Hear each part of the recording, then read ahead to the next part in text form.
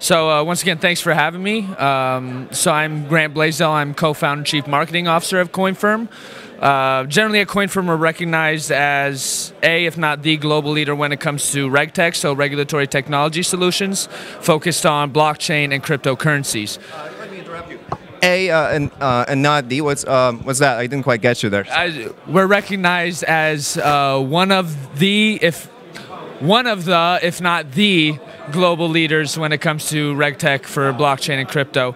Most notably, we're most known for our blockchain AML and KYC platform. It's a blockchain agnostic platform. We service anyone from banks to major crypto entities like Dash, and are also the only provider we know of a service like this for ICOs, which has been a big boost for us and a big important topic. But when it comes to what we've done with PKO BP, we've done this around our other platform and solution, TrueDatum, which is more of a data provenance and verification focused platform built on top of blockchain. And really what Coinfirm serves, and what I think one of our major importances is in this growing ecosystem and industry, if you want to call it, is, and we're showing this with both of these products, is being that bridge between the crypto blockchain economy and the traditional mass one. So we've had an absolutely great experience working with PKO BP.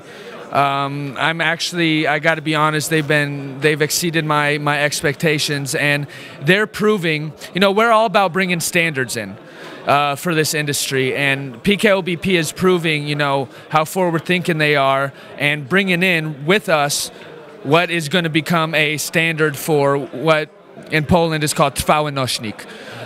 So really what we're doing is we're approaching not just the local industry, but showing the global industry in the financial sphere how to properly integrate and adopt blockchain solutions within the financial ecosystem. And those trwały nośnik that you mentioned, would you elaborate on that and how it ties into the whole thing of the implementation of blockchain in the banking sector?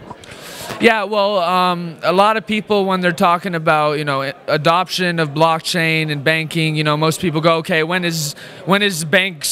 are all banks gonna be accepting Bitcoin or etc. And although we work with a few banks around the world around something like that, the first real big implementations and adoptions are going to be more like what you're seeing, what PKO BP just did with us.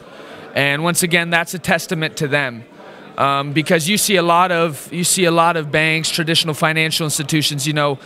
I'm chief marketing officer as well, so I'm very particular at how I'm looking at communication. And they're saying, adopting blockchain, trying blockchain, da da da. I've seen almost no legitimate adoption and implementations. We've worked hand in hand with PKO BP for around a year now, perfecting the processes, looking at where this exactly fits in their systems and where they can benefit most off of this. So along with PKO BP, we believe that we've created a new standard for the financial markets, not just here, but globally. Yeah, I think it's significant that you're saying that there is this pioneering kind of quality to what PKO is doing, and going in that direction with the blockchain. So how do you think that might translate in the future in broader proliferation of this technology? And do you believe, actually I'll ask that as a separate question. So how do I see it affecting proliferation? Yes.